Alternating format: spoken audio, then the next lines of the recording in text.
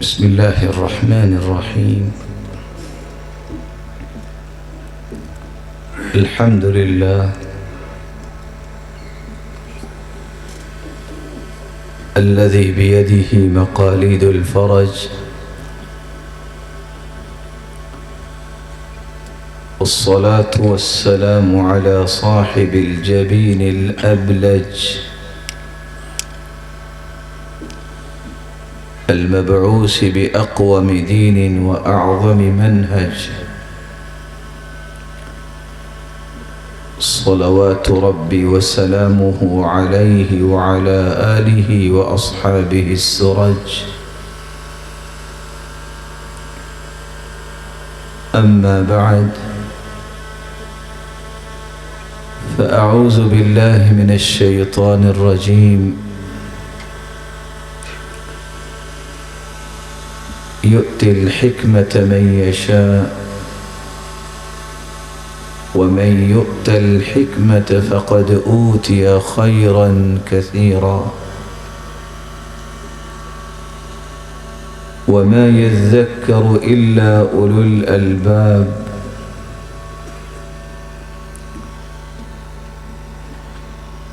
لائق التکریم سامعین مکرم، اللہ ذوالجلال ہم سب کے خالق و مالک اور رازق ہیں۔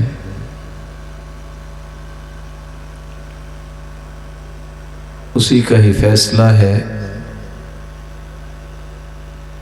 کہ ہماری رشد و ہدایت کے لیے جس ہستی کو ہادی و مرشد بنا کے بھیجا گیا، وہ کائنات کی سب سے اعلیٰ، ارفع اور اسما ہستی محمد الرسول اللہ صلی اللہ علیہ وسلم۔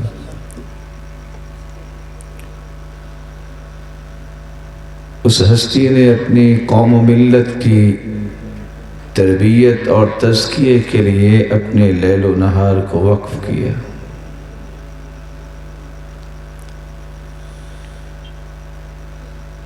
اس تربیت کے ماحول کو پیدا کرنے کے لیے 4 نکاتی ایجنڈے کے تحت اس ہستی نے کام کیا۔ یتلو علیہم آیاتی، وہ اللہ کی طرف سے نازل شدہ آیات کو پڑھ کے سنایا کرتے تھے، جس سے دلوں کے روگ ختم ہوتے۔ وَيُزَكِّيهِمْ، اور ان آیات کی روشنی میں قوم کی تربیت اور تزکیہ کیا کرتے، ان کی سوچوں کی ریفائننگ کرتے، ان کے رویوں اور زاویوں کی نوک پلک درست کرتے، اور ان کی عادات کی وہ کانٹ چھانٹ اور تہذیب کی، یہاں تک کہ رہتی دنیا تک اللہ تعالیٰ نے ان لوگوں کے ایمان کو پوری کائنات کے لیے معیار بنا دیا۔ وَيُعَلِّمُهُمُ الْكِتَابَ، اس خوبصورت تربیت کو دیر پا بنانے کے لیے آپ کتاب کی تعلیم دیتے ہیں، والحکمہ، اور حکمت و دانائی اور بصیرت کی تعلیم دیتے ہیں۔ وَإِن كَانُوا مِن قَبْلُ لَفِي ضَلَالٍ مُبِينٍ، ان 4 پہلوؤں کو اختیار کرنے سے پہلے تو قوم گمراہی کے اندر تھی۔ آج بھی اگر کسی کی سچی تمنا ہے کہ قوم کو گمراہی سے بچایا جائے، اسے انہی اصولوں کی طرف رجوع کرنا ہوگا، لوٹنا ہوگا جن اصولوں کی روشنی میں رسول اللہ صلی اللہ علیہ وسلم نے تربیت کی تھی۔ اس 4 نکاتی ایجنڈے کی آخری شق حکمت میں آپ کی خدمت میں پیش کرنے جا رہا ہوں۔ بینگ اے مسلم،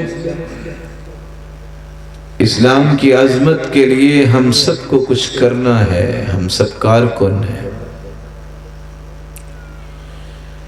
جہاں مجھے اللہ ذوالجلال کی بات کو ماننا ہے، اس کی توحید کو خالص کرنا ہے، رسالت کو ہر قسم کے شبہ اور شائبے سے بچانا ہے، فرائض کی پابندی کرنی ہے، ذمہ داری کا احساس کرنا ہے، وہاں اگر مجھے یہ خواہش ہے کہ میری تربیت ہو جائے تو مجھے حکمت و دانائی اور بصیرت کو اختیار کرنا ہے۔ یہ لفظ جتنا مبارک ہے اتنا ہی آج یہ لفظ مظلوم ہے۔ ہر وہ شخص جو برائی میں لتھڑا ہوا نظر آتا ہے وہ بھی کہتا نظر آتا ہے بس جی حکمت کا تقاضا تھا تو میں نے یہ کام کیا۔ شرعی اصول و ضوابط کے ٹکڑے کرنے والے بھی بول کے کہہ رہے ہوتے ہیں لوگوں کو کیا پتا، حکمت سے کام کرنا چاہیے۔ ظاہری اور باطنی شریعت کی جڑوں کو کاٹنے والا بھی یہ کہتا نظر آتا ہے حکمت برتنی چاہیے۔ اللہ ذوالجلال کی ظاہر باہر نافرمانی کرنے والا بھی اتنا بول کے فارغ ہو جاتا ہے بس جی کچھ تو حکمت کا خیال کرنا پڑتا ہے۔ کیا میری اور آپ کی ذمہ داری نہیں بنتی کہ میں یہ تو سمجھوں کہ حکمت ہے کیا؟ کل کلام وافق الحق فهو حکمہ، ہر وہ بات جو حق کے موافق ہو اسے حکمت کہتے ہیں۔ حق اللہ کی کلام ہے، حق اس کے رسول کی کلام ہے، جو قرآن و سنت کے مطابق بات ہوگی اس کو حکمت کہتے ہیں، قرآن و سنت کی مخالفت کو حکمت نہیں کہتے۔ الحکمت ما وعظتك وزجرتك ودعتك الى مکرمہ، بیان کرنے والے بیان کرتے ہیں جرجانی، حکمت اس کو کہتے ہیں جو تمہیں عزت والی چیزوں کی طرف دعوت دے اور تمہیں ہر اس چیز سے روک دے جس سے اللہ کی ناراضگی ہوتی ہے۔ امام ابن القیم رحمت اللہ علیہ فرماتے ہیں فعل ما ينبغي على الوجه الذي ينبغي على الوقت الذي ينبغي، ہر وہ کام جس کو کرنے کا حکم دیا ہے، جس وقت کرنے کا حکم دیا ہے، جس طرح کرنے کا حکم دیا ہے، اگر اسی طرح اسی وقت پہ وہ کام بجا لایا جائے تو یہ حکمت کا کام ہے۔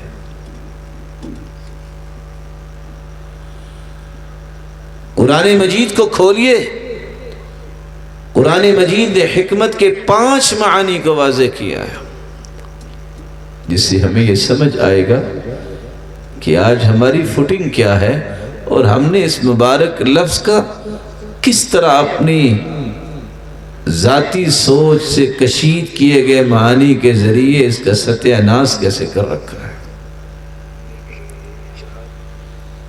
حکمت سے مراد اصابت الرأی، صحیح ترین رائے کو اختیار کرنا، یہ حکمت کہلاتا ہے۔ یؤتی الحکمت من یشاء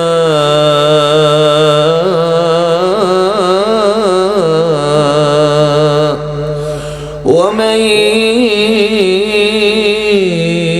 یؤت الحکمت فقد اوتی خیرا کثیرا وما يذكر إلا أولو الألباب۔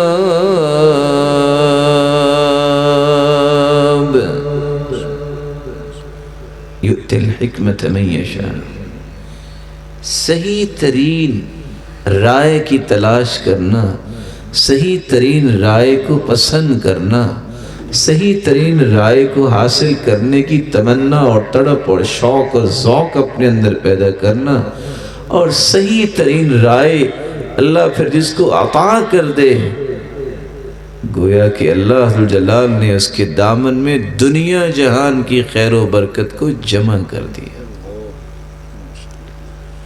وَمَا يَذَّكَّرُ إِلَّا أُولُو الْأَلْبَابِ، لیکن یہ واضح رہنا چاہیے، یہ صحیح ترین رائے کو پسند کرتا ہے، اس نصیحت کو جو قبول کرتا ہے، یہی کائنات کے اندر سب سے بڑا عقل مند ہے۔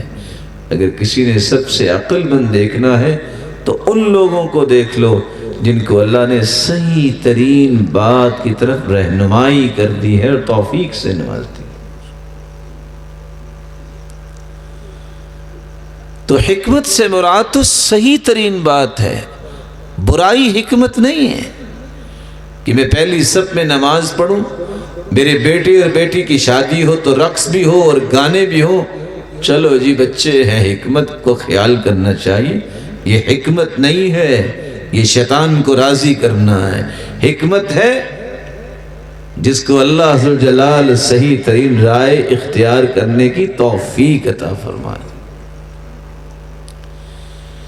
حکمت کا دوسرا معنی یہ ہے الفہم العمیق والبصیرہ والدرایہ، گہری فہم جس کو اللہ عطا کر دے اسے حکمت دان کہتے ہیں۔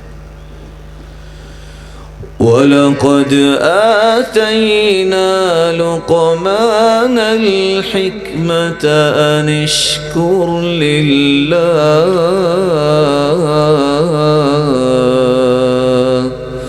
وَمَن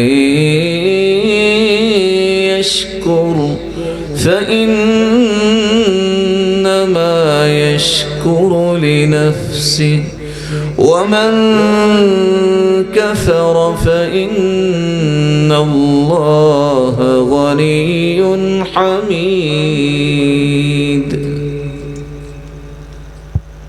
ہم نے لقمان کو حکمت سے نوازا۔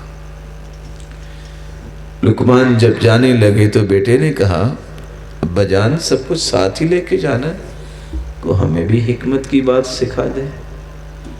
کہا بیٹا لکھو، گناہ کرنے کو اگر جی چاہے تو بیٹا کر لینا، لیکن وہاں جا کے کرنا جہاں اللہ نہ دیکھتا ہو۔ کوئی ہے جگہ ایسی؟ بیٹا گناہ کرنے کو جی چاہے تو کر لینا، لیکن اللہ کی زمین پہ نہ کرنا، کسی اور زمین پہ جا کے کرنا۔ اور کہاں جائے گا؟ بیٹا گناہ کرنے کو جی چاہے تو کر لینا، لیکن صرف اتنا ہی کرنا جتنا تمہارے جسم میں جہنم کی آگ سہنے کی طاقت ہے۔ کس کے اندر طاقت ہے کہ وہ جہنم کی آگ کو سہ سکے؟ اس دنیاوی آگ کے اوپر 5 منٹ انسان نہیں رکھ سکتا ہاتھ، تو آخرت کی آگ کو کون برداشت کرے گا؟ اللہ عز و جلال ہم سب کو محفوظ فرمائے۔ تو گہری فہم جو ہے اس کو حکمت بولتے ہیں۔ حکمت کا ایک تیسرا معنی ہے ایسی بات اور ایسا عمل جس سے انسان کو نصیحت ملے، کہ اللہ عز و جلال کی نافرمانی کرنے سے نصیحت ملتی ہے۔ کچھ 6-8 گالیاں کسی کو دے کہے جی آپ کو نہیں پتا حکمت کا تقاضا تھا یہاں مجھے گالیاں ہی دینی چاہیے تھی، اس سے اللہ کا قرب ملے گا۔ السابق المشرف علی الہلکہ، گالی دینے والا تو کنارے پہ کھڑا ہے، کسی وقت بھی جہنم میں گر سکتا ہے۔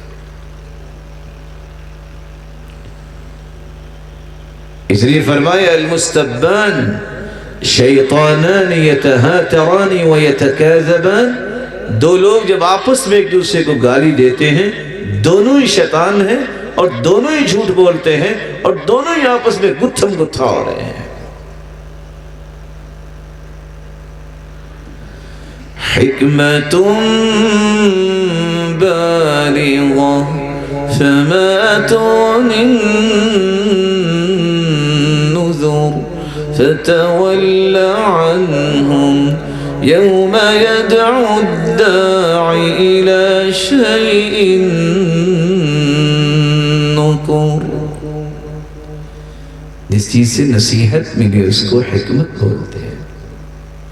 نصیحت ملتی ہے انسان کو قرآن سننے سے، اللہ کے رسول کا فرمان سننے سے، کسی صحابی کی بات سننے سے، کسی نیک آدمی کی بات سننے سے نصیحت ملتی ہے، گانے سننے سے نصیحت ملتی ہے۔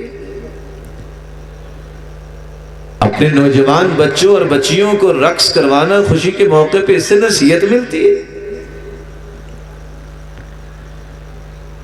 اللہ حضر جلال نے جس کو مغضوب علیہم والضالین کہہ دیا ہے، کسی عیسائی اور یہودی کو سینے سے لگانے سے نصیحت ملتی ہے۔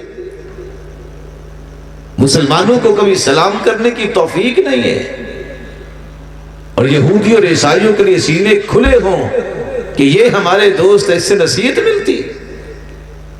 وَلَن تَرْضَىٰ عَنْكَ الْيَهُودُ وَلَا النَّصَارَىٰ حَتَّىٰ تَتَّبِعَ مِلَّتَهُمْ۔ یہ قرآن میں اللہ نے سٹیٹمنٹ جاری کی ہے، جب تک تم یہودی اور عیسائی ہو نہیں جاتے، یہودی اور عیسائی تم پہ راضی کبھی نہیں ہوں گے۔ حکمت کا ایک چوتھا معنی بھی ہے سنت۔ ربنا وابعث فیہم رسولا منہم یتلو علیہم آیاتک ویعلمہم الکتاب والحکمہ وَيُزَكِّيهِمْ إِنَّكَ أَنْتَ الْعَزِيزُ الْحَكِيمُ۔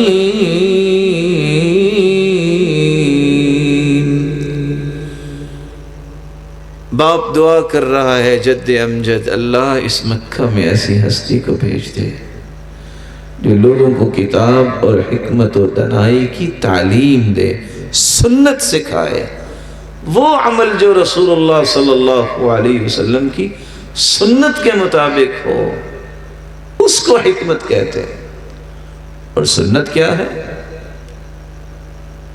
اللہ کے رسول فرماتے ہیں مجھے بھیجا گیا ہے کہ میں ڈھول توڑ دوں۔ آپ صلی اللہ علیہ وسلم نے فرمایا مجھے بھیجا اس لیے گیا ہے میں دین کو غالب کروں کہ خواہشوں کو غالب کروں۔ تو خواہشات ہیں، خواہشات تو یہ شیطانی نصاب کا حصہ ہے۔ اللہ کے رسول جو نصاب لے کے آئے ہیں وہ اللہ کا قرآن لے کے آئے ہیں، وہ اللہ حضر جلال کی باتیں لے کے آئے ہیں۔ تو جو عمل سنت کے مطابق نہیں ہے اس پر حکمت کا لفظ چسپاں کرنا یہ بہت بڑا ظلم ہو۔ حکمت کا ایک پانچواں لفظ بھی ہے قرآن میں جس سے مراد ہے نبوت۔ وَشَدَدْنَا مُلْكَهُ وَآتَيْنَاهُ الْحِكْمَةَ وَفَصْلَ الْخِطَابِ۔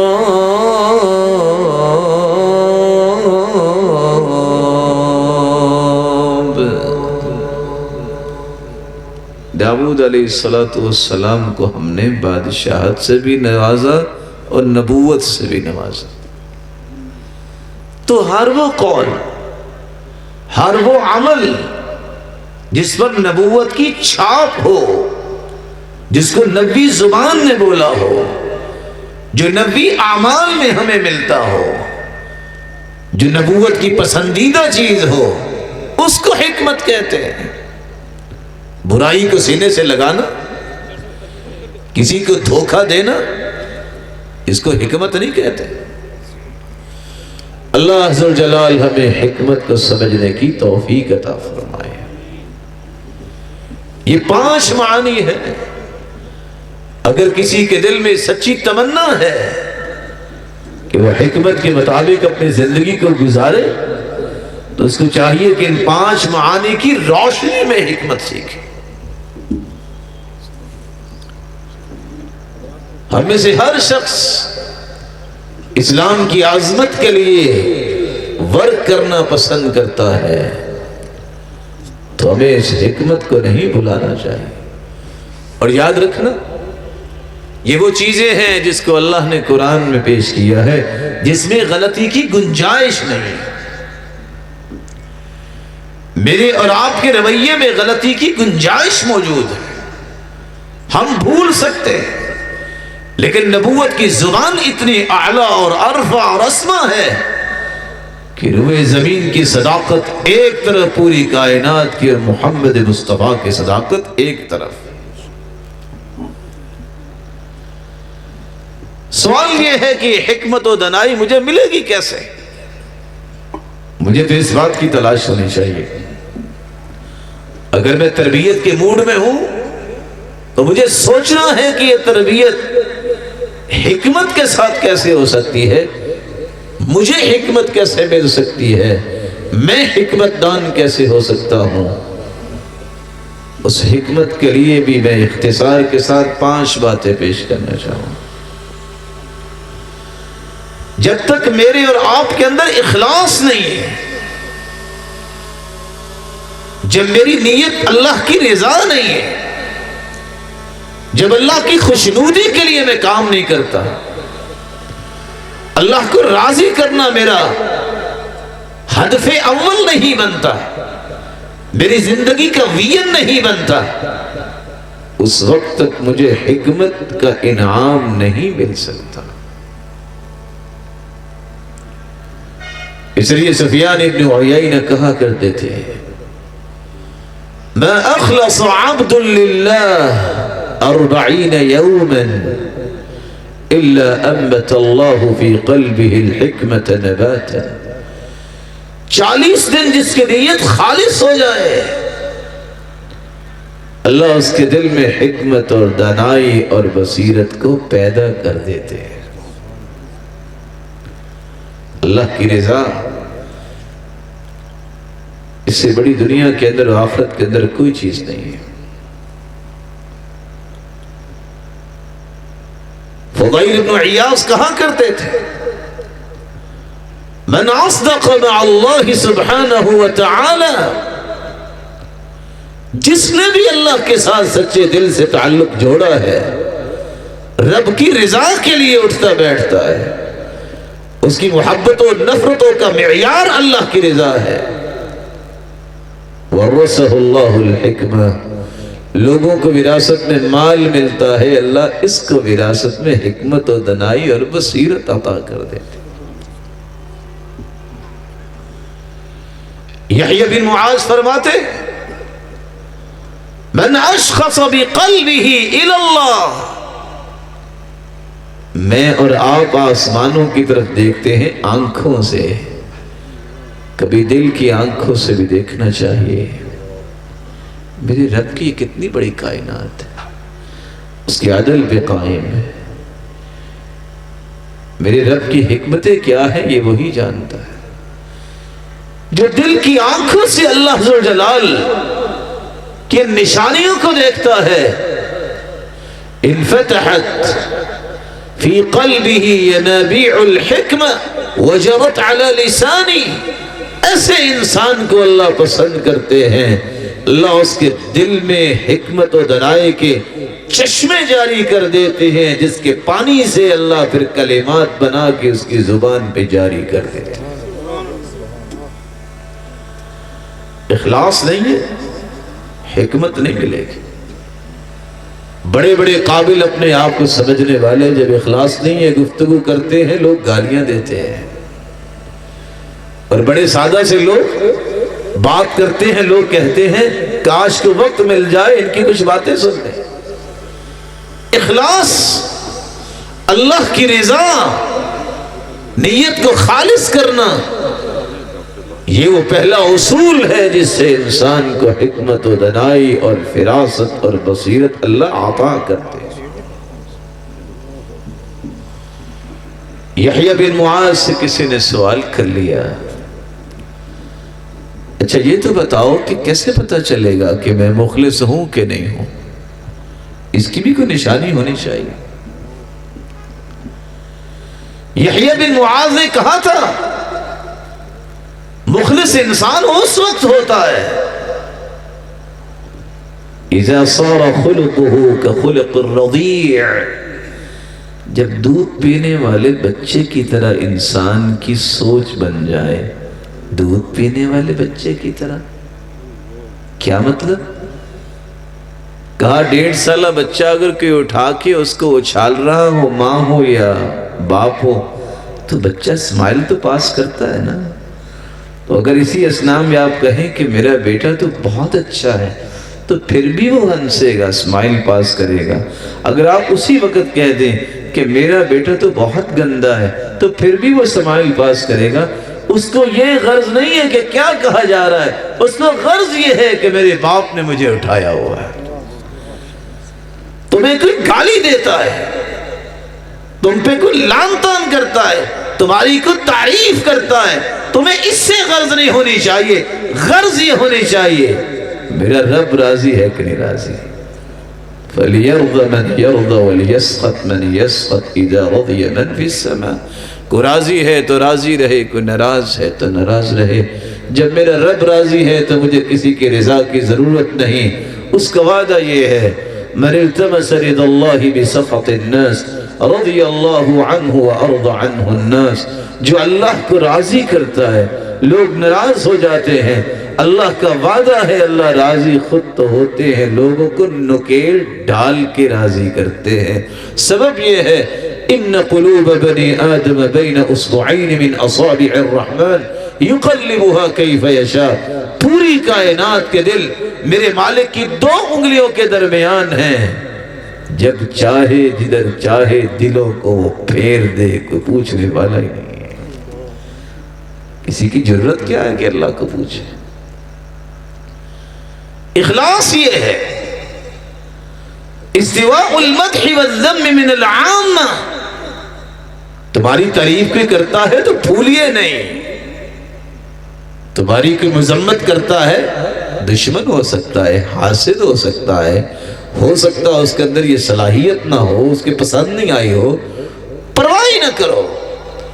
کس طرح جس طرح صحابہ کرام کی حالت تھی، وہ شخص جس کو سیدنا ابو بکر کے نام سے دنیا جانتی ہے، جس کے بارے میں کائنات کے سرتاج نے کہا تھا لوگوں میں نے دنیا میں ہر ایک احسانات کا بدلہ چکا دیا، لیکن میرے ابو بکر کا بدلہ قیامت کے دن میرا رب ہی چکائے۔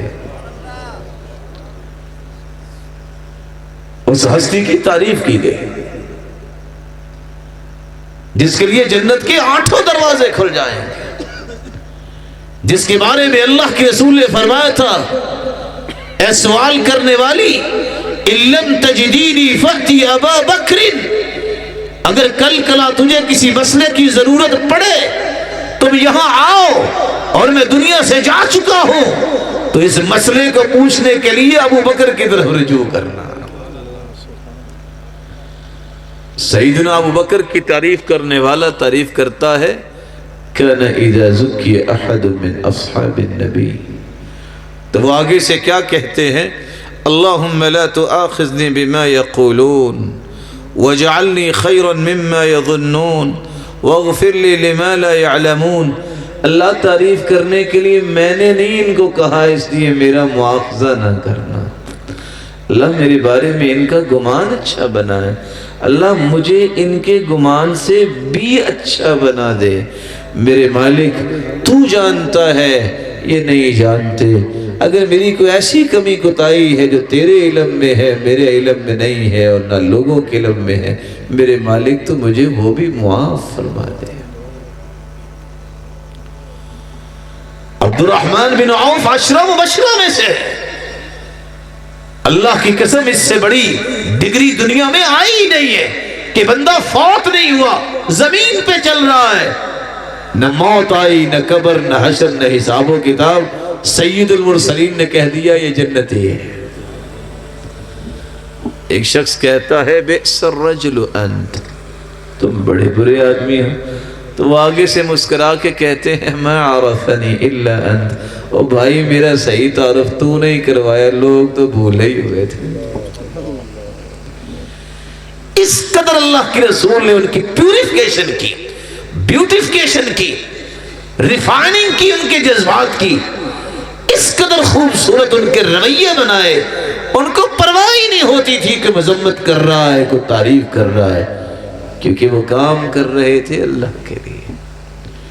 اگر آپ کچھ مستقبل میں کرنا چاہتے ہیں، اخلاص یہ بنیاد ہے. یہ نہیں ہے ساری زندگی سجدے میں پڑے رہو، کچھ فائدہ نہیں ہوگا. یہ بنیاد ہے. حمدون سے کسی نے پوچھا تھا ایک بات تو بتاؤ، تم بڑے معرفت والے ہو، یہ جو صحابہ کی باتیں ہیں ان میں نفع کیوں زیادہ ہے؟ ہم بھی باتیں کرتے ہیں، کوئی نفع نہیں اتنا ہوتا. کہتے بتا دوں.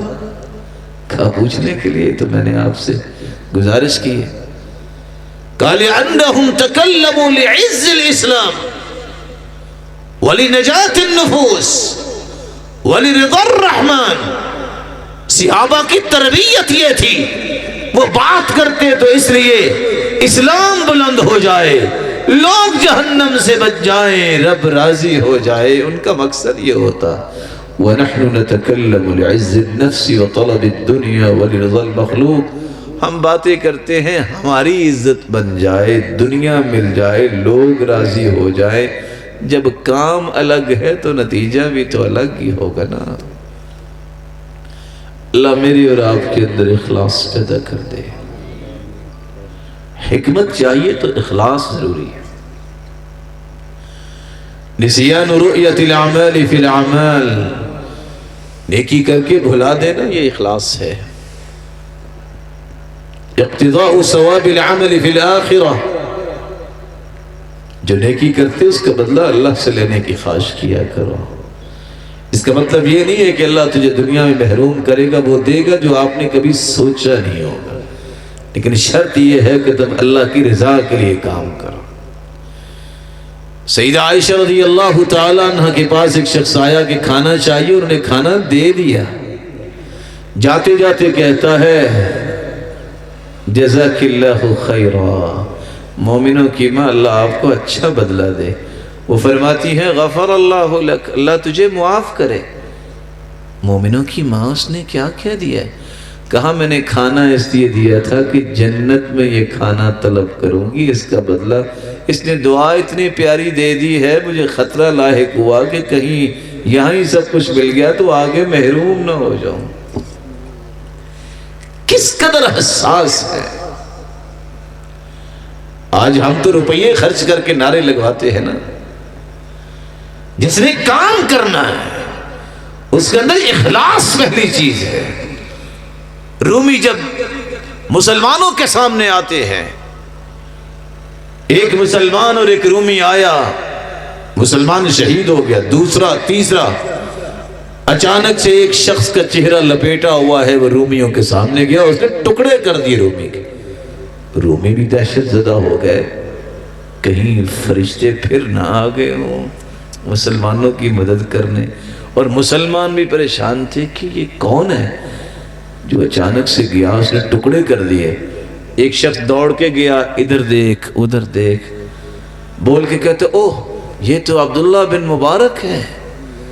عبداللہ بن مبارک رونے لگ گئے، کہتے عمر مجھے نہیں پتا تھا کہ مجھے ذلیل کرنے والوں میں تم نکلو گے، تم نے میرا نام کیوں بتایا. اخلاص جب تک نہیں ہے حکمت نہیں آئے گی. حکمت کو حاصل کرنے کا ایک دوسرا اصول بھی ہے. سیدنا حسن بصری رحمت اللہ علیہ فرماتے ہیں من احسن عبادت اللہ فی شبیبتی لقاہ اللہ الحکمت عند کبر سن. جس نے جوانی میں خوبصورت عبادت کی ہے، اللہ بڑھاپے کی آخری سانس تک اس کو حکمت و دانائی کے انعام کے ساتھ ہی زندہ رکھتے ہیں.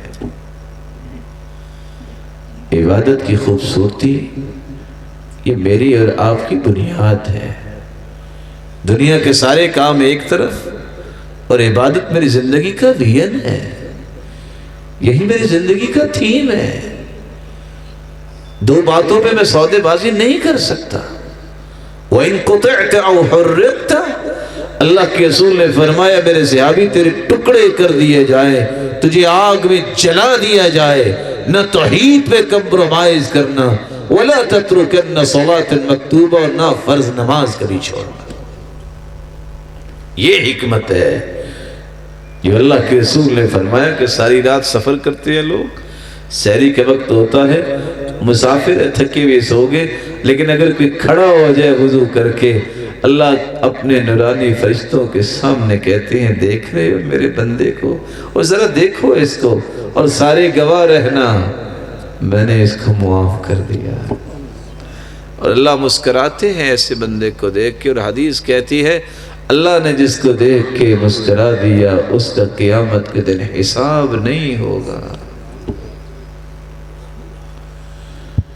اللہ کی رسول نے دیکھا ہے غلام خوبصورت نماز پڑھ رہا ہے،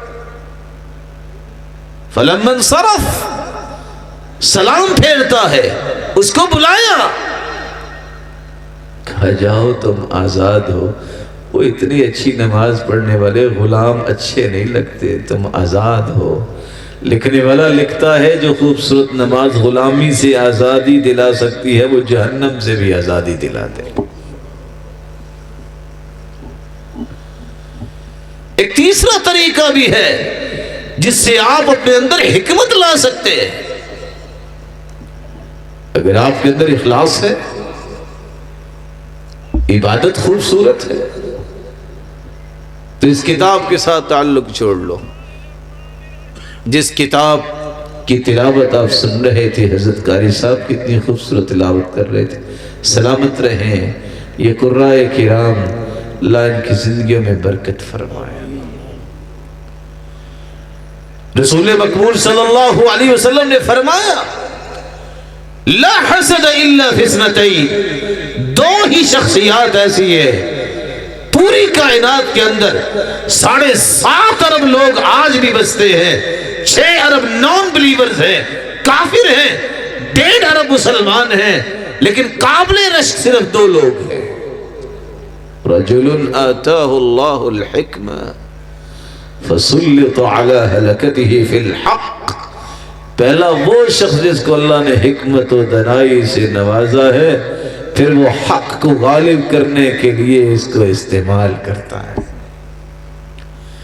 عبداللہ ابن مسعود رضی اللہ تعالی عنہ کہا کرتے تھے ينبغی لحامل القرآن ان يكون محزونا باكيا حكيما حليما سكيتا ولا يكون صخابا ولا صياحا ولا حديدا۔ اہل قرآن ان کو ہی کہتے ہیں جو اپنے اور دنیا کے گناہوں پہ غمگین ہوتے ہوں، دنیا کی حالت کو دیکھتے ہوئے ان کو رونا آتا ہو کہ کیا ہو رہا ہے، اور وہ ہوتے ہیں اہل قرآن جن کو اس خوبصورت میزات کے ساتھ ساتھ اللہ توفیق دیتے ہیں، وہ بردبار ہوتے ہیں، ٹالریٹ کرتے ہیں، برداشت کرتے ہیں لوگوں کی باتوں کو، اور حکمت والے ہوتے ہیں، اور ان کے اندر سکون ہوتا ہے، تبھی تو وہ لوگوں کے اندر سکون منتقل کرتے ہیں۔ ان کی باتوں سے سکون ملتا ہے، ان کی تلاوت سے سکون ملتا ہے، ان کے نظریات پر سکون ہوتے ہیں، ان کی حاشیہ تخیلات میں اٹھنے والے جذبات پر سکون ہوتے ہیں، ان کے اعمال سکون والے ہوتے ہیں۔ قرآن سے تعلق جوڑیں، قرآن کتاب حکمت ہے، تمہیں حکمت سے لبریز کر دے گا۔ کیا تھا امام ابن تیمیہ رحمہ اللہ، جیل میں چلے گئے، سلاجقہ نے جیل میں بند کیا، سلاخوں کے پیچھے ہے، قرآن پڑھ رہے ہیں، 1 مرتبہ 2 مرتبہ، تیسری مرتبہ جب جیل میں گئے ہیں، 1 نہیں 81 مرتبہ قرآن جیل میں ختم کیا، اور جب آخری مرتبہ قرآن پڑھ رہے تھے، جب اس آیت پہ پہنچے فی مقعد صدق عند ملیک مقتدر، جب اس آیت پہ پہنچے تو مسکرا کے اپنے رب کے پاس چلے گئے۔ رمضان کا مہینہ آ رہا ہے، اللہ سب کی قسمت میں فرمائے اس قرآن سے تعلق جو۔ یہ تو سارے کہتے ہیں کہ عمر جیسے جرنیل کوئی نہیں، لیکن کبھی راز بھی پوچھو کہ اللہ نے اتنا بڑا جرنیل بنایا کیسے کہ رائے عمر کی ہوتی۔ امام ابن حجر اسقلانی صحیح بخاری کی شرح میں لکھتے ہیں 15 رائے عمر نے پیش کی، اللہ نے 15 آیتیں بنا کے اتار دی۔ بیت اللہ میں جاتے ہیں، اللہ کے رسول سے گزارش کرتے ہیں لو اتخذنا ذلك المكان للمصلى، سرتاج رسول یہ مقام ابراہیم پہ اگر ہم نماز پڑھ لیں تو کیا خیال ہے؟ ابھی اتنی بات ہوئی تھی، جبریل کا نزول ہوا، آئے تو ترائی واتخذوا من مقام ابراہیم مصلی، میرے محبوب جہاں نماز پڑھو۔ عمر سرتاج رسول کے پاس ہیں اور گزارش کرتے ہیں دخل علیک البر والفاجر ولو امرت امہات المؤمنین بالحجاب۔ سرتاج رسول آپ کے پاس نیک لوگ بھی آتے ہیں، بد لوگ بھی آتے ہیں، مومنوں کی ماؤں کو پردے کا اگر آپ حکم دے دیں تو کتنا اچھا ہے۔ ابھی پردہ نازل نہیں ہوا تھا، اتنی بات کہنے کی تھی کہ جبریل کی آمد ہوئی اور پردے کی آیتیں نازل ہو گئی۔ عمر کا ایک اور کام بھی تھا جو بھول گیا دنیا آج۔ عمر سے محبت کرنے والے یہ سوچے کان اذا دخل البیت نشر المصحف قرأ فی، عمر کی زندگی کا وطیرہ یہ تھا، صبح نماز پڑھاتے، نماز پڑھانے کے بعد گھر جاتے، اور جب بھی گھر جاتے باقی کام بعد میں، سب سے پہلے قرآن کھول کے بیٹھ جاتے۔ سعادت سمجھیے، گھڑیاں تلاش کیجئے، وہ کون سا سہانا وقت ہو میرے ہاتھ میں قرآن آ جائے، وہ کیسی مبارک ساعتیں ہوں کہ میری زبان پہ اللہ کی کلام جاری ہو جائے۔ ابو بکر ابن عیاش فرماتے، ان کی بہن بیان کرتی ہے جب وہ فوت ہونے لگے تو بہن رونے لگ گئی۔ پوچھا بہن کیوں رو رہی ہو؟ کہا آپ جیسے نیک اور صالح بھائی کی وفات پہ رو رہی ہوں۔ کہا یہ سامنے گھر کا ستون دیکھ رہی ہو؟ بہن اس ستون کے پاس بیٹھ کے میں نے 18,000 مرتبہ قرآن ختم کیا ہے، دعا کر دینا قبول ہو جائے، رونے کی بات نہیں۔ لوگ پوچھتے ہیں کہ سلف اتنا قرآن کیسے پڑھ لیتے تھے؟ جواب بڑا آسان ہے جو ان کے پاس ہے۔ اگر 6 گھنٹے فیس بک آپ دیکھ سکتے ہیں تو 6 گھنٹے قرآن پڑھ کے قرآن ختم کر لیا کرتے تھے۔ فرق صرف اتنا ہے۔ حکمت اس کو ملتی ہے جس کے اندر اخلاص ہو، جس کی عبادت خوبصورت ہو، جس کا تعلق قرآن کے ساتھ ہو۔ حکمت حاصل کرنے کا ایک چوتھا طریقہ بھی ہے۔ حکمت چاہیے تکبر کو چھوڑو، تواضع اختیار کرو، عزت و انکساری، یہ گمنڈ اور غرور اور فخر، میں وہ ہوں اور میں یہ ہوں، یہ میں کے الفاظ جو ہے یہ کہے تھے فرعون نے، یہ کہے تھے شیطان نے، انا خیر منہ خلقتنی من نار وخلقتہ من طین، اللہ مجھے تو نے آگ سے پیدا کیا اور آدم کو مٹی سے۔ اللہ نے قیامت کے دن تک اس پر لعنتیں برسا دی۔ اور صحابہ کی شان یہ ہے، صحابہ کہتے وہ مجھ سے اچھا ہے۔ عبد الرحمن بن عوف کھانا کھا رہے ہیں، سعد رضی اللہ تعالیٰ عنہ کی بیٹی آئی تو عبد الرحمن بن عوف نے کھانا چھوڑا، رونے لگ گئے۔ کہتے ہیں یہ اس انسان کی بیٹی ہے جو مجھ سے اچھا تھا، جو مجھ سے اچھا تھا۔ کسی کو حقیر مت جانو، شاید جس کو میں اور آپ حقیر سمجھتے ہیں وہ مجھ سے اور آپ سے 1000 گنے اللہ کے ہاں افضل ہو۔ تربیت کیسے ہوگی؟ جب میرے دماغ میں یہ سوچ ہی ایسی ہے کہ میں کسی کو کیا سمجھتا ہوں، تربیت کہاں سے آئے گی؟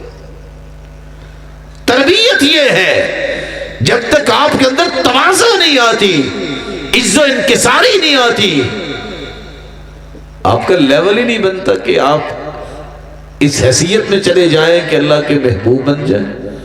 رسول اکرم صلی اللہ علیہ وسلم نے فرمایا تھا اذا مشت امتی مطیطا سلط شرارها على خیارها، جب میری امت میں ایسے لوگ پیدا ہوں گے جو بازو کھول کھول کے چلیں گے، اللہ برے لوگوں کو نیک لوگوں پہ مسلط کر دے. لا يدخل الجنة من كان في قلبه مثقال ذرة من کبر، رائی کے دانے کے برابر بھی کسی کے دل میں تکبر ہوا جنت نہیں جائے گا. صحابہ پریشان ہو، اللہ کے رسول یہ کیا ہو گیا؟ ہر بندہ چاہتا ہے لباس اچھا ہو، اس کا جوتا اچھا ہو. وہ فرمایا اچھا لباس تکبر نہیں ہے، وہ اچھا جوتا پہننا تکبر نہیں ہے. ان اللہ جمیل یحب الجمال، اللہ جمیل اور جمال کو پسند کرتے ہیں. الکبر بطر الحق وغمط الناس، تکبر یہ ہے کہ لوگوں کو اپنے سے حقیر جاننا اور حق بات آ جائے اسے ٹکرا دینا. مدینے میں قحط سالی ہوئی، لوگ باہر نکل کے دعا کر رہے ہیں اللہم اغثنا اللہم اغثنا. بارش نہیں آئی. اشرافیہ ہے، خاندانی ہے، بارش نہیں آئی. محمد بن منقدر کہتے ہیں میں نے دیکھا وہ جوتیاں تھیلے میں ڈال کے بیٹھا ہوا، جوتیاں سیدھیاں کرتا اور درست کیا کرتا. آج اس کو کیا کہتے ہیں ہم؟ سکون سمجھتے ہوئے، حقیر سمجھتے ہوئے. یہ تو کیا ہے؟ تو جوتیاں بنانے والا موچی ہے، نہ جانے وہ ہم سب سے افضل ہو. اس نے کہا بارش نہیں آئی. قام، کھڑا ہوا، فتوضا، اس نے وضو کیا، فاحسن وضوء، خوبصورت وضو کیا. ثم صلی رکعتین، پھر اٹھ کے اس نے 2 رکعتیں پڑھی. ثم تربع، پھر بیٹھ گیا. ان لوگوں کے کتنے ہاتھ تھے، اس کے کمزور 2 ہاتھ اٹھے. آسمان کی طرف دیکھ کے کہتا ہے ربا انی اقسم علیک، اور میرے پالنے والے میں تجھ پہ قسم ڈالتا ہوں مسلمانوں کو بارش کی ضرورت ہے، بارش دے دے. محمد بن منقدر کہتے ہیں ہاتھ اٹھے تھے، ہاتھ اس کے بعد میں نیچے آئے، بارش پہلے آ گئی تھی. اللہ دل کو دیکھتے ہیں، اللہ نہیں دیکھتے کون سا خاندان ہے. ابو جہل تو قریشی تھا نا، اس سے بڑا خاندان ابو لہب سے کس کا ہو سکتا ہے، لیکن جہنم کا کوئلہ بن گیا. تکبر کو چھوڑیے، تواضع اختیار کیجئے. حدیث کے الفاظ ہیں ما من رجل الا وحکمتہ بید ملک، ہر انسان کی حکمت و دانائی اللہ نے ایک فرشتے کے ہاتھ میں رکھی ہے. فَإِذَا تَوَاضَعَ، جب وہ تواضع اختیار کرتا ہے، قِيلَ لِلْمَلَكِ، فرشتے سے کہا جاتا ہے ارفع حکمتہ، اس کی حکمت و دانائی کو اتنا بلند کر دو کہ دنیا کے اندر پھیل جائے. فَإِذَا تَكَبَّرَ، جب یہ تکبر کرتا ہے، قِيلَ لِلْمَلَكِ، فرشتے سے کہا جاتا ہے وَحِکْمَتَهُ، اس کی حکمت و دانائی کو ختم کر دو. جب بھی بات کرے لوگ کہیں کیا بے وقوفی کی باتیں کر رہا ہے. تواضع اختیار کرو. جس درخت کو پھل لگ جاتا ہے اس کی ٹہنیاں جھک جاتی ہیں. میرے محترم اور معزز اور محتشم بھائیوں، آپ نے دیکھا ہوگا جتنا پھل زیادہ لگتا ہے نا اتنی ٹہنیوں کا جھکاؤ زیادہ ہوتا ہے، اتنا بڑے آرام سے پھل بندہ توڑ لیتا ہے. جب انسان کے اندر تواضع ہوتی ہے تو لوگ کسب فیض زیادہ کرتے ہیں، اس کا مشن زیادہ پھیلتا ہے. تو جو اکڑ فو میں رہتا ہے، یاد رکھنا جو پاپولر ہے، دیکھا ہوا ہے پاپولر، کچھ لوگ پاپولر بننے کی خواہش کرتے ہیں، اس پہ پھل کوئی نہیں لگتا. بلکہ اگر یہاں کوئی کسان زراعت کو جاننے والا بیٹھا ہے تو وہ جانتا ہوگا جہاں یہ پاپولر شریف ہوتا ہے نا، اس کے 1-2 مرلے دائیں بائیں کو درخت اور پیدا بھی نہیں ہوتا. اللہ ذو الجلال اس فتنے سے محفوظ فرمائے. یہ صرف دنیا کا فتنہ نہیں ہے. یحشر المتکبرون یوم القیامہ کامثال الزر، قیامت کے دن ہوگا جتنے تکبر کرنے والے ہیں اللہ میدان محشر میں پوری کائنات کے پاؤں تلے چیونٹیاں بنا کے انہیں روند کے رکھ دیں گے. ایک 5واں طریقہ جس سے آپ کو حکمت و دانائی مل سکتی ہے، اس 5ویں طریقے کو بیان کرنے سے پہلے میں 5 وہ باتیں ضرور پیش کر دوں تاکہ ساتھ ساتھ ریفائننگ ہو جائے، اخلاص کے ساتھ، خوبصورت عبادت کے ساتھ، قرآن سے وابستگی کے ساتھ، تواضع کے ساتھ۔ جب تک آپ 5 چیزیں چھوڑتے نہیں ہیں اس وقت تک آپ کی حکمت کو گھن لگتی رہے گی۔ پہلی چیز، کبھی مشرک کو حکمت نہیں ملتی، بدعتی کو کبھی حکمت نہیں ملتی۔ جو ہے یہ اللہ کا دشمن، اس کو حکمت کہاں سے ملے گی؟ کبھی اکیلے بیٹھ کے سوچئے گا کہ دنیا میں شاید ہی کسی کو علم ہو کہ مکھیوں کی دکان دیکھی ہے کسی نے یا مکھیاں بکتی ہوں۔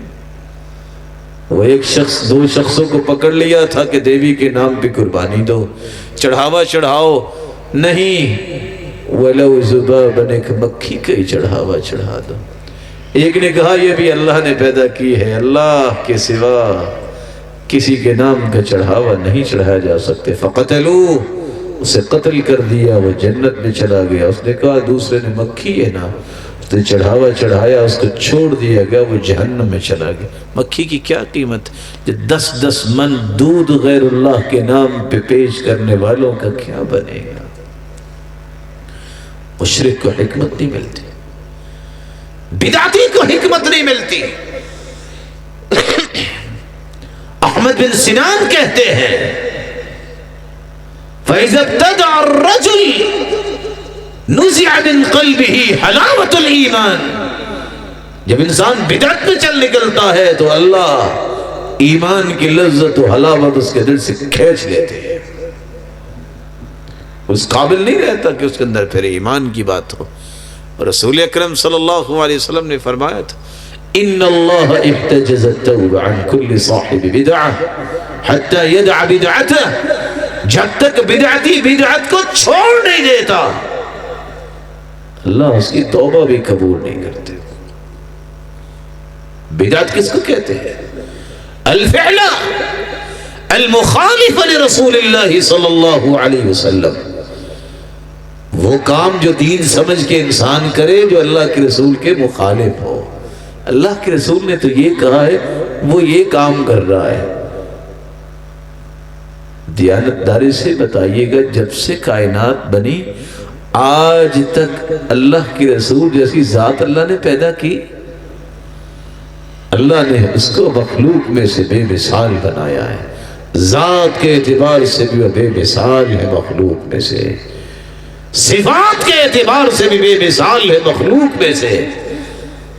اس کے مقابلے میں کسی کی طریقے کی کیا حیثیت ہے؟ اس کے مقابلے میں کسی کی بات کی کیا وقت ہے؟ اس کے مقابلے میں کسی کی ادا کی کیا حیثیت ہے؟ اللہ ذو جلال نے کل کائنات کے لیے نمونہ بنایا ہے تو اس کو بنایا ہے۔ بدعتی کو حکمت نہیں ملتی۔ وَمَنْ وَقَّرَ صَاحِبَ بِدْعَةٍ، اس لیے فضیل بن عیاض کہا کرتے تھے جو کسی بدعت کی عزت کرتا ہے فَقَدْ أَعَانَهُ عَلَى هَدْمِ الْإِسْلَامِ، اس نے تو اسلام کی عمارت کو گرانے میں اس کی مدد کی ہے۔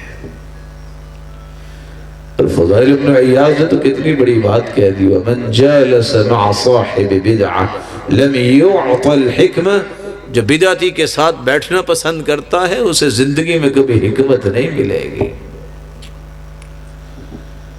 نہ مشرک کو حکمت ملتی ہے نہ بدعتی کو۔ لا حکمت لجاہل ولا لطائش ولا لعجول، امام ابن القیم فرماتے ہیں جلد باز بھی حکمت سے محروم رہتا ہے، جاہل بھی حکمت سے محروم رہتا ہے، چھوٹی سی بات پہ تیش میں آ جانے والا بھی حکمت سے محروم رہتا ہے۔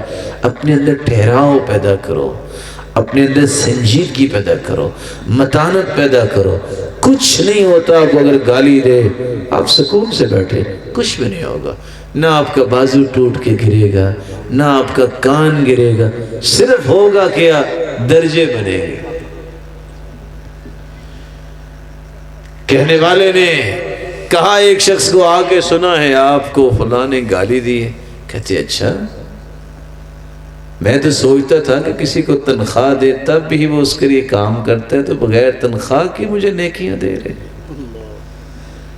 ایک اور نیک آدمی کو کسی نے آگے کہا کہ فلاں نے تو آپ کی بہت بڑی باتیں کی، کہتے اچھا، میں تو سوچتا تھا کہ دھوبی کو کرایہ دینا پڑتا ہے، تو کچھ لوگ بغیر کرائے کے ہی دھو دیتے ہیں گناہ، بڑا یہ نیک دھوبی نکلا۔ حسن بصری کو کسی نے گالیاں دی، وہ ٹوکرا کھجوروں کا لے گئے، کہتے ہیں یہ کیا؟ کہتے ہیں یہ تحفہ آپ کے لیے۔ کہتے تحفہ کس چیز کا؟ وہ بھائی سنا ہے آپ نے مجھے کافی ساری نیکیاں دی۔ میں نے کہا جو مجھ سے اتنی محبت کرتا ہے کہ نیکیاں دوں تو چلو میں بھی اس کا منہ میٹھا کروا دوں۔ کچھ نہیں ہوتا، برداشت کیجئے۔ وَجَعَلْنَاهُمْ أَئِمَّةً يَهْدُونَ بِأَمْرِنَا لَمَّا صَبَرُوا وَكَانُوا بِآيَاتِنَا يُوقِنُونَ۔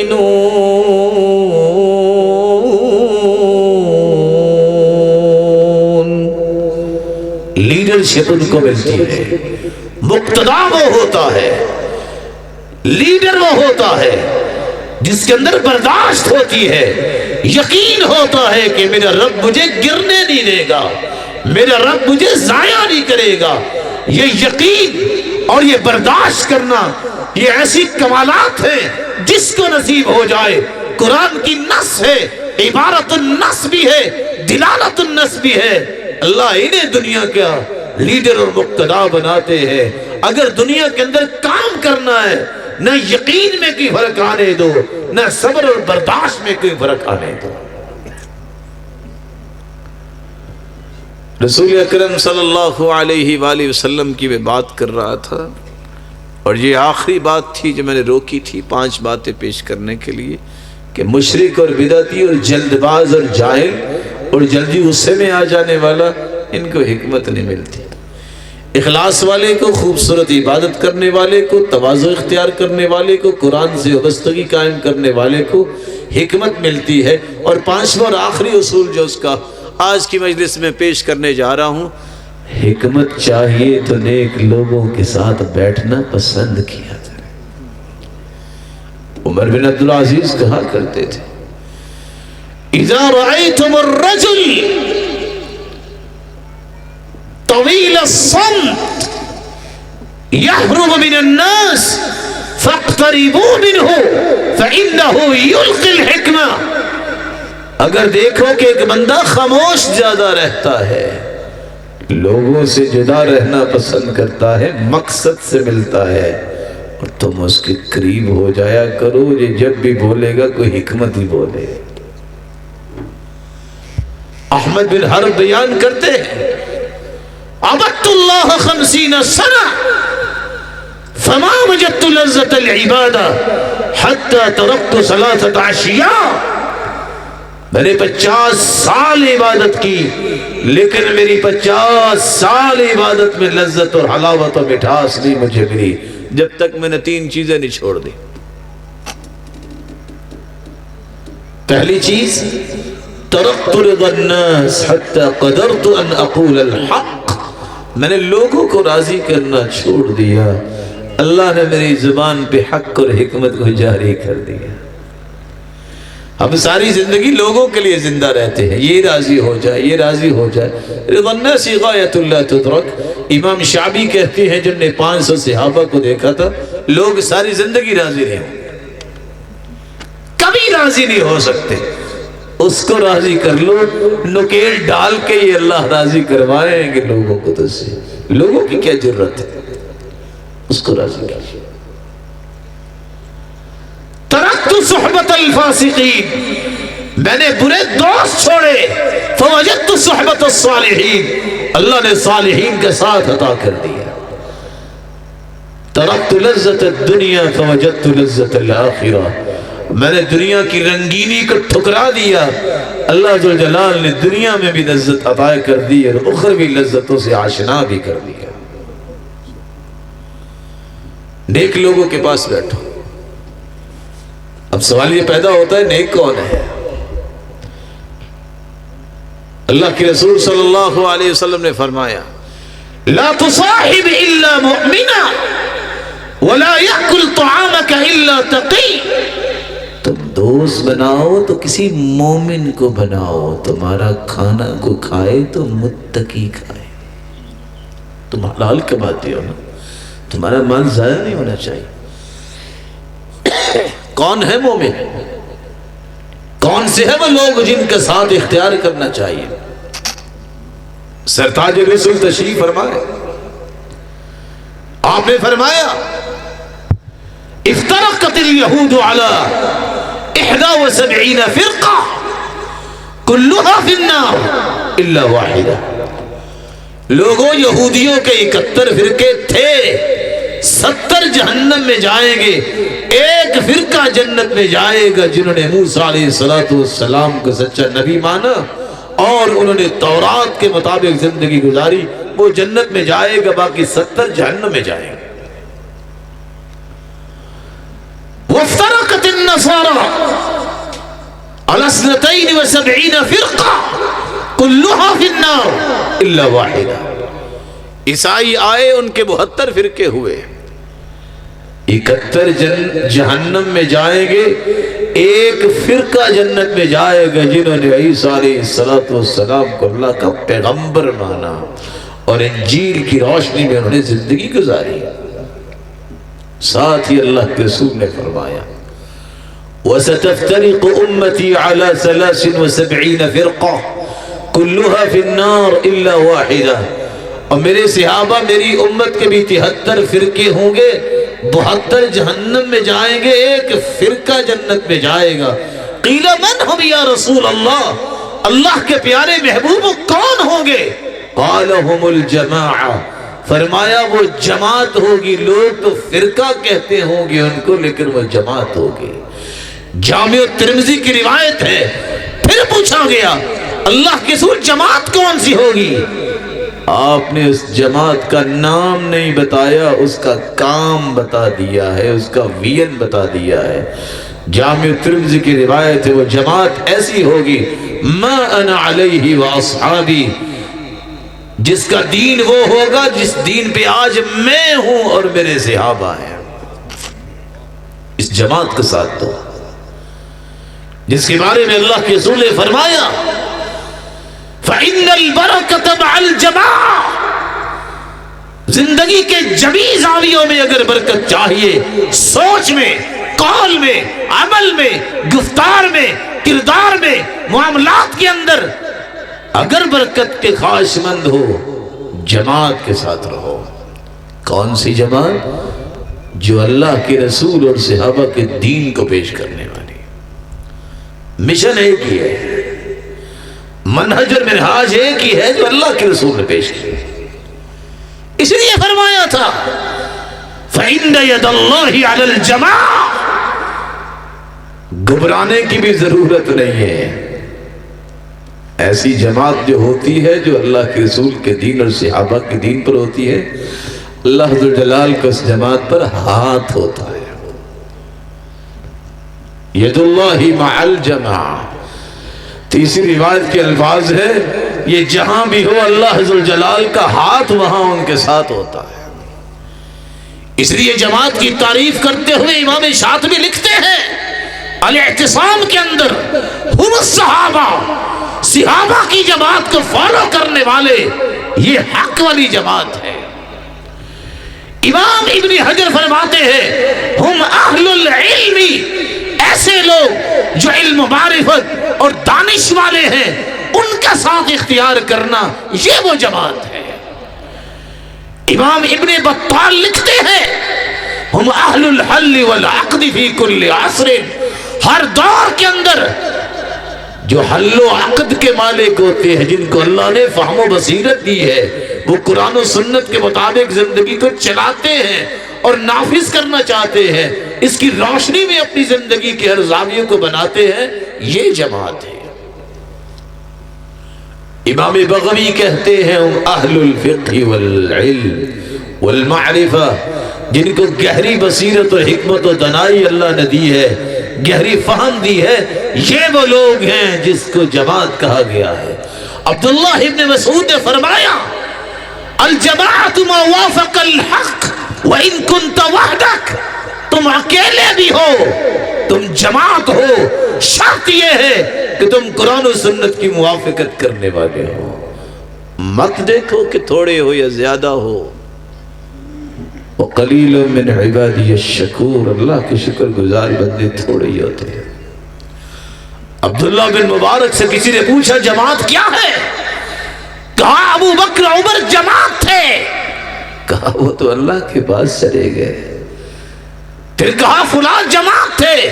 کہا وہ بھی اللہ کے پاس چلے گئے۔ کہا ابو حمزہ سکری جماعت ہے۔ اس وقت کے محدث کی طرف اشارہ کیا، یہ ہے تو اکیلا، یہ کہ اکیلا ہی جماعت ہے، کیونکہ حق بات جس نے کہنی ہے، جس بات کو اللہ نے اتارا ہے، جس بات کو اس کے محبوب نے سنوارا ہے اور لوگوں کو سمجھایا ہے، اس کو ہی اختیار کرنے والے سچی جماعت والے ہوتے ہیں۔ رسول اللہ صلی اللہ علیہ وسلم نے اس لیے فرمایا الجماعت رحمہ والفرقۃ عذاب، اللہ کی رحمت کی برکہ حاصل کرنا چاہتے ہو تو پھر جماعت بنو۔ کون سی جماعت بنو؟ جو نبی کے دین کی آبیاری کرے، جو صحابہ کے فہم اور بصیرت اور فقہ کی آبیاری کرے کہ یہ سید المرسلین نے لوگ تیار کیے تھے، ہمیں ایسے بننا ہے۔ فَإِنْ آمَنُوا بِمِثْلِ مَا آمَنْتُمْ بِهِ فَقَدِ اهْتَدَوْا وَإِنْ تَوَلَّوْا فَإِنَّمَا هُمْ فِي شِقَاقٍ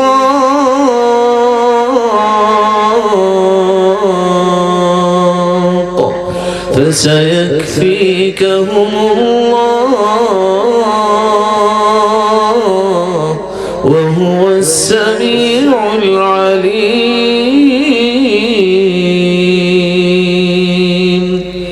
ان صحابہ جیسا تمہارا ایمان بنے گا تو ایمان کنسیڈر ہوگا، وگرنہ اللہ کی ہیں اس ایمان کی کوئی حیثیت نہیں۔ سبب کیا ہے؟ ان ہستیوں کو اللہ ذوالجلال نے یہ مقام کیسے دیا ہے، اس کی وجہ بیان کی ہے۔ رضی اللہ عنہم ورضوا عنہ، کوئی اچھلتا ہے کوئی مچلتا ہے تو مچلتا رہے، اللہ فرماتے ہیں میں ان سے راضی ہوں، مجھ سے راضی، کسی کو کیا مسئلہ ہے۔ امام احمد بن حنبل نے کہا تھا، عبداللہ بن مسعود کی روایت سننے کے بعد میں وہ بھی پیش کرتا ہوں، وہ کہتے تھے ان اللہ نظر فی قلوب العباد فوجد قلب محمد خیر قلوب العباد۔ اللہ نے جب کائنات کو پیدا کیا، سلسلہ صحیحہ کی روایت ہے، میدان عرفات میں کل کائنات کی روحوں کو بکھیر دیا، دلوں کو جان کر سب سے خوبصورت دل پایا تو محمد مصطفیٰ کا پایا۔ فاصطفاہ لنفسہ وابتعثہ برسالتہ، اللہ نے اس ہستی کو چن لیا اور سرتاج رسول بنا دیا۔ ثم نظر في قلوب العباد فوجد قلب اصحابه خیر قلوب العباد، اللہ نے پھر دلوں کو جھانکا، اللہ کی رسول کے بعد کل کائنات میں سب سے پیارے دل اگر پائے تو صحابہ کرام کے پائے۔ فجعلهم وزراء لنبی، اللہ ذوالجلال نے ان ہستیوں کو اپنے محبوب کا وزیر بنا دیا۔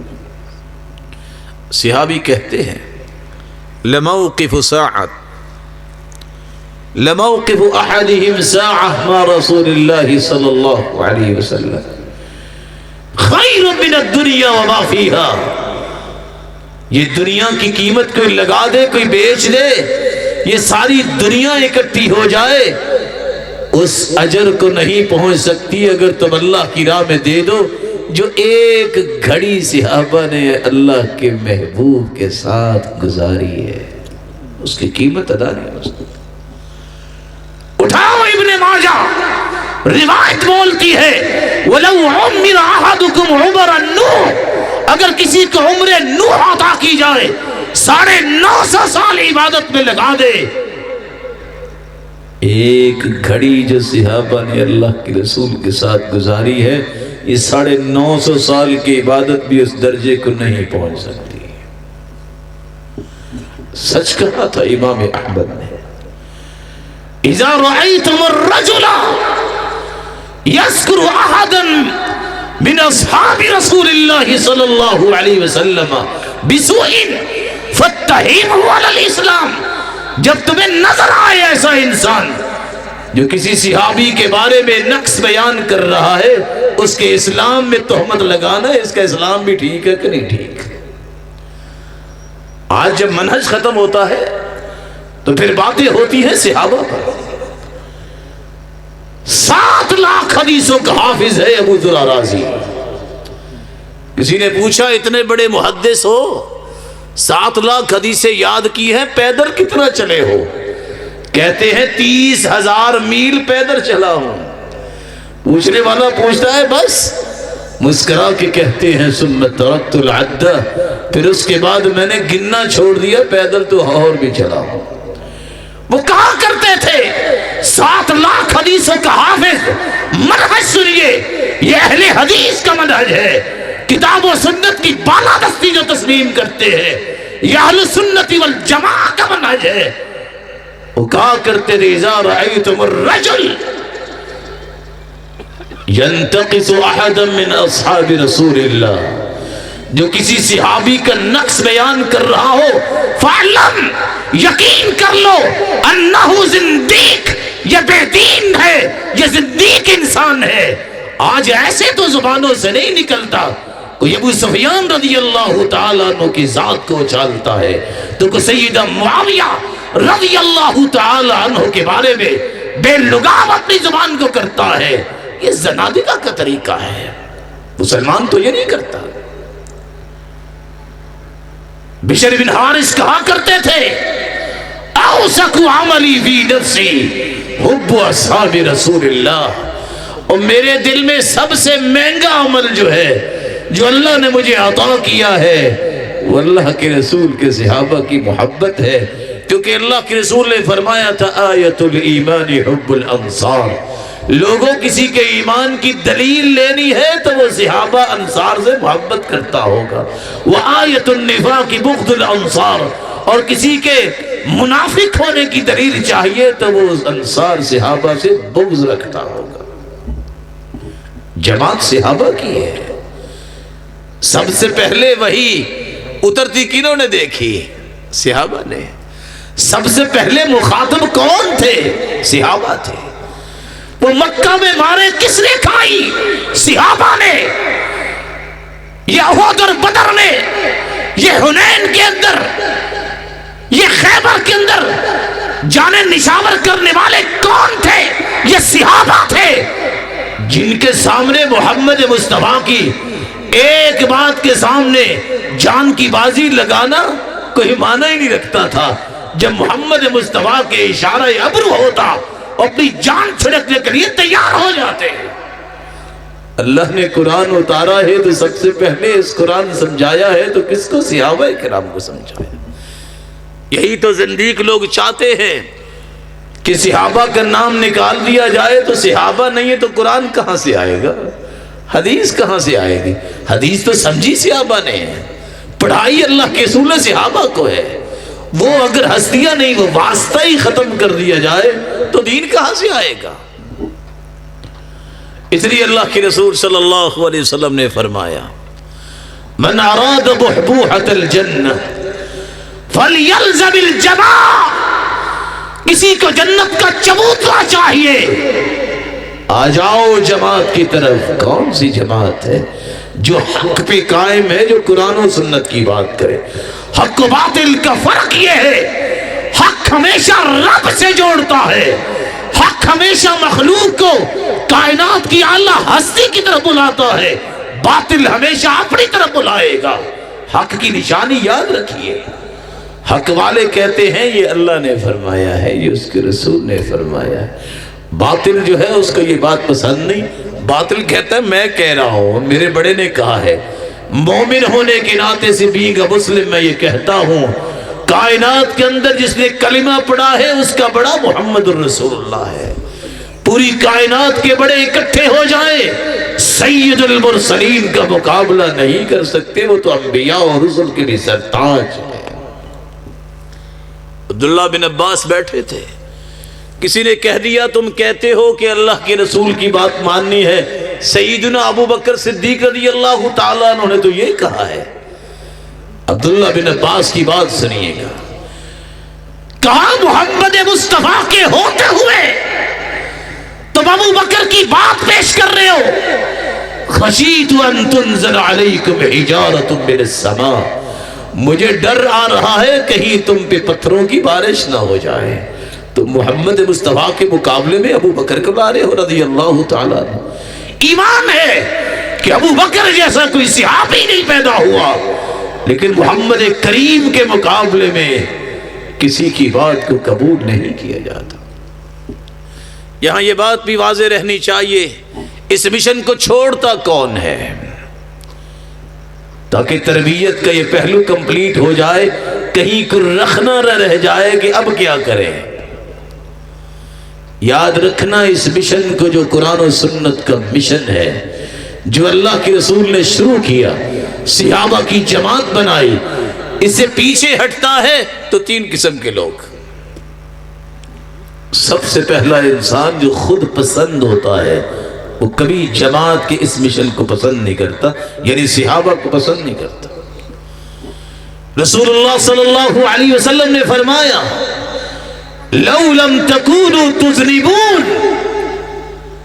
میرے صحابہ اگر تم کوئی بھی گناہ نہ کرو، لخفت علیکم، تو مجھے خوف ہے کہ تم پہ ایک گناہ نہ آ جائے۔ پوچھا اللہ کے رسول گناہ کوئی بھی نہ ہو پھر بھی خوف ہے، وہ کون سا گناہ ہے؟ قال العجب، العجب، عجب کی بیماری نہ آ جائے کہ میرے جیسا ہے ہی کوئی نہیں۔ جب انسان کے اندر یہ آ جاتا ہے کہ میرے جیسا ہے کوئی نہیں، کوئی بھی گناہ نہ اس نے کیا ہو، یہی بہت بڑا گناہ ہے۔ دوسری بات، متکبر انسان جو ہے اس مشن کو پسند نہیں کرتا۔ تکبر کیا ہے؟ بطر الحق، حق کو ٹھکرا دینا۔ مومن کا کام یہ ہے۔ سیدنا عمر رضی اللہ تعالی عنہ، وہ اتنا بہادر تو چشمے فلک میں دیکھا ہی نہیں ہے۔ اتنا بہادر جس راستے پہ چلتے ہیں شیطان راستہ چھوڑ دیتا ہے۔ جب ایلچی بھجوایا تھا کیسر نے، پتا کرو عمر کون ہے، ذرا پتا کرو انہو اکل کبدی، وہ اس کے خوف نے تو میرا کلیجہ کھا لیا ہے، وہ پتا کرو یہ جرنیل کون ہے۔ جب ایلچی آ کے دیکھتا ہے تو ریت پہ لیٹا ہوا عمر اور پتھر کو تکیہ بنا کے لیٹا ہوا انسان ہے، جس کے خوف سے کیسر کہہ رہا ہے میرا کلیجہ اس کے خوف نے کھا لیا۔ کان وقافا عند کتاب اللہ، ہم نے وہ بھی باتیں پڑھی ہیں، آپ نے بھی پڑھی ہوں گی، میں صرف یاد کرواتا ہوں۔ اتنا بڑا انسان زمین پہ بیٹھا ہے اور ہاتھ میں دھاگا ہے، اخذت ابنا من الارض، دھاگا اٹھا کے عمر رونے لگ جاتا ہے، ہچکی بن جاتی ہے۔ پوچھا عمر کیا ہوا؟ عمر جواب دیتا ہے یا لیتنی کنت تبنا، ہائے کاش میں دھاگا ہوتا، کل قیامت کو میرا حساب نہ ہوتا۔ یا لیتنی لم تلدنی امی، کاش میری ماں نے مجھے جنا نہ ہوتا۔ عمر حساب کیسے دے گا؟ وہ اتنا بڑا انسان رو رو کے یہ کہہ رہا ہے، پھر بھی انسان تکبر کرے کہ میں حق کو مانتا نہیں ہوں۔ تکبر کرنے والا، عجب کرنے والا قرآن مجید اور حدیث کے مشن کو پسند نہیں کرتا۔ تیسرا انسان، مفتون انسان، جو فتنے میں پڑ گیا ہے، مال کی ہوس، عہدے منصب کی ہوس، دنیا کی واہ واہ کی ہوس، یہ نشہ اور جشا آ جائے، منہج کی دھجیاں اڑ جائے، کوئی پرواہ نہیں ہوتی۔ رب کے رسول نے فرمایا تھا لوگوں بادروا بالاعمال فتنا کقطع اللیل المظلم، میرے صحابہ عمل کر لو اس سے پہلے کہ فتنوں کا دور آ جائے۔ کیسا فتنہ ہوگا؟ ینسی تالیہا ماضیہا، ایک فتنہ آئے گا، لوگ کہیں گے ہذہ مہلکتی، میں مارا گیا، لیکن وہ گزر جائے گا، نیا فتنہ آئے گا، پہلے فتنے کو لوگ ویسے ہی بھول جائیں گے. کہ قطع اللیل المظلم كوقع القطر، اتنے لاتعداد فتنے آئیں گے، جس طرح بارش کے قطرات کو شمار نہیں کیا جا سکتا، اس طرح فتنے بھی بے شمار ہوں گے. اللہ کے رسول کیسے فتنے؟ فرمایا یصبح الرجل مؤمنا ویمسی کافرا ویمسی مؤمنا ویصبح کافرا. لوگوں صبح کو ایک بندہ مومن ہوگا، شام کو کافر ہو جائے گا، شام کو مومن ہوگا، صبح کو کافر ہو جائے گا. اللہ کے پیارے پیغمبر ایسے کیسے ہوگا؟ سرتاج رسول نے فرمایا یبیع دینہ بعرض من الدنیا، دنیا کے چند ٹکوں کے بدلے دین کو بیچے گا، صبح کو مومن ہوگا، شام کو کافر ہو جائے گا. اللہ ان فتنوں سے محفوظ فرما. مولا کریم ایسے وقت سے پہلے اپنے پاس بلانا، ایسے فتنوں میں ہمیں نہ ملوث کرنا. اللہ سے دعا کیا کرے نعوذ باللہ من سوء الفتن ما ظہر منها ما بطن. سچ کہا جس نے کہا. آج مغرب کی طاقت کو دیکھ کے سب گھٹنے ٹیک رہے ہیں. دجال آ گیا تو یہ کیا کریں گے؟ یہ تو وقتی طاقت کو دیکھ کے پریشان ہو گئے. دجال کو تو اللہ نے آزمائش بنا کے بھیجنا ہے، کون پیچھے رہے گا؟ سارے اس کو ماننے کے لیے تیار ہو جائے گا. لیکن وہاں بھی منہج جس کا درست ہوگا، وہ جانتا ہوگا دجال کے سامنے آئے گا، کہے گا میں مانتا ہوں اللہ کا حکم، تم تو دجال ہو، تم میرے رب نہیں ہو. کہے گا تم جانتے ہو میں تمہیں ذبح کر دوں گا. کہا کر دیکھو. ایسا ہی ہوگا، پھر ٹھیک ہو جائے گا، ذبح نہیں کر سکے گا. یہ سچے منہج والا کہے گا اب مجھے پکا یقین ہو گیا تم دجال ہی ہو، تیری طاقت ہی نہیں ہے تم مجھے ذبح کر سکو، اور وہاں ہی اس کا پول کھل جائے گا. آؤ اس منہج کی طرف جس منہج نے ایسے رجال تیار کیے، بخاری جیسے، امام شافعی جیسے، سلطان ایوبی جیسے، اور عمر بن خطاب جیسے.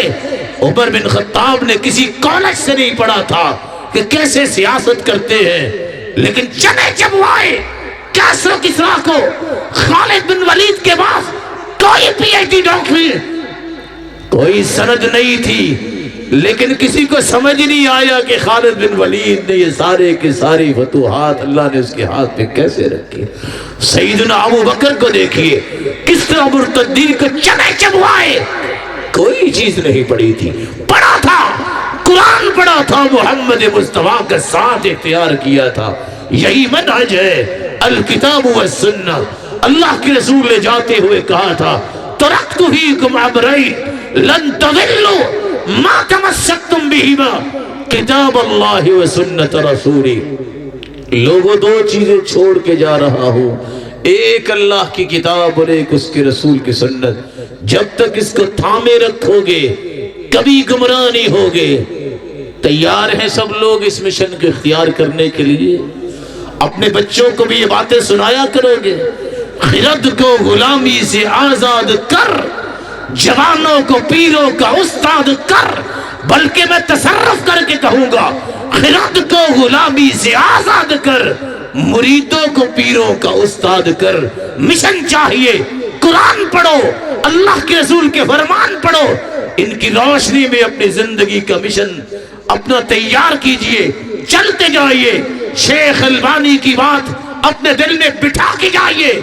طریق اللہ طویل، اللہ کا راستہ بہت لمبا ہے.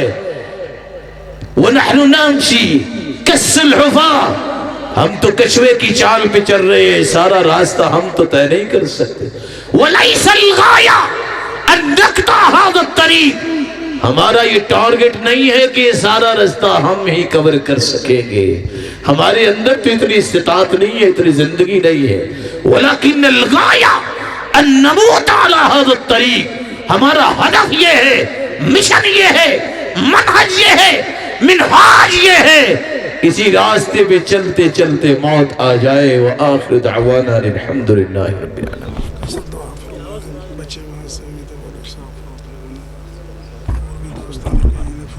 وإلهكم إله واحد لا إله إلا هو الرحمن الرحيم اللهم صل على محمد وعلى آل محمد كما صليت على إبراهيم وعلى آل إبراهيم إنك حميد مجيد اللهم بارك على محمد وعلى آل محمد كما باركت على إبراهيم وعلى آل إبراهيم إنك حميد مجيد مولا کریم جو روحانی جسمانی و نفسیاتی بیمار ہیں ان کی بیماریوں کو شفاؤں میں بدل دے میرے مالک جو پریشان ہیں ان کی پریشانیوں کو خوشیاں بنا دے اے اللہ جن کی اولادیں ہیں ان کو نیک بنا دست و بازو بنا آنکھوں کی ٹھنڈک بنا اور صدقہ جاریہ بنا الہ العالمین جو اولاد کی نعمت سے محروم ہیں ان کی جھولیوں کو بھی بارونق بنا دے مولا کریم جتنے بھی یہاں تشریف فرما ہے اللہ ان کو ایمان صحت عزت برکت والی لمبی زندگی عطا فرما مولا کریم مال والے ہیں تو ان کے مال میں برکت فرما دے بے روزگار ہیں تو تونگر بنا دے مقروض ہیں تو غیبی خزانوں سے مدد فرما دے شریروں کی شرارت اور حاسدوں کے حسد سے بچا اے اللہ یہ تیرے دین کی بات سننے آئے ہیں ان روشن چہروں پہ اپنی جہنم کو حرام قرار دے مولا کریم سچے اور سچے منہج کی آبیاری کرنے کی ہمت و توفیق سے نواز دے الہ العالمین جن میرے بھائیوں نے اس پروگرام کو ترتیب دیا ہے اللہ ان کے لیے سے توشہ آخرت بنا میزان حسنات میں شامل ہو یہ تیرے بندوں کے دلوں کو تیرے دین سے آباد کرنا چاہ رہے ہیں اللہ ان کے گھروں کو دنیا اور جنت میں آباد فرما دے مولا کریم امت اسلامیہ پہ رحمت کا نزول فرما اس وطن عزیز کی حفاظت فرما الہ العالمین اس وطن عزیز میں محبت و احترام کی فضا قائم فرما اس منہج کی آبیاری کرنے والے لوگ پیدا فرما جس منہج کو تیرے محبوب نے چھوڑا ہے اے اللہ زندگی کی آخر نمک تک قرآن و سنت کی بالادستی کے لیے محنت کوشش کرنے والوں کی صف میں ہمیں بھی کھڑا فرما دے ہمارے گناہوں کو معاف فرما ہماری کمیوں کو تاہیوں سے درگزر فرما اے اللہ ہم اقرار کرتے ہیں اعتراف کرتے ہیں ہم بہت کمزور ہیں لیکن تیری رحمت جب آئے گی تو یہ کمزوریاں قوتوں میں بدل جائیں گی اللہ اپنی خصوصی رحمت کا نزول فرما مولا کریم جو دنیا سے جا چکے انہیں کروڑ رحمتوں سے نواز ان کی اگلی گھاٹیاں آسان فرما الہ العالمین جتنے بیٹھے ہیں سب کو اپنے محبوب لوگوں کی صف میں شامل فرما مقربین کی صف میں شامل فرما اللہ جس طرح یہاں جمع ہیں اے اللہ ان کو جنت الفردوس میں اپنے والدین اور اپنی اولادوں کے ساتھ جمع فرما اللہ اپنے محبوب کے ساتھ جمع فرما اور اپنے دیدار کا مستحق بنا وآخر دعوانا الحمد للہ رب العالمین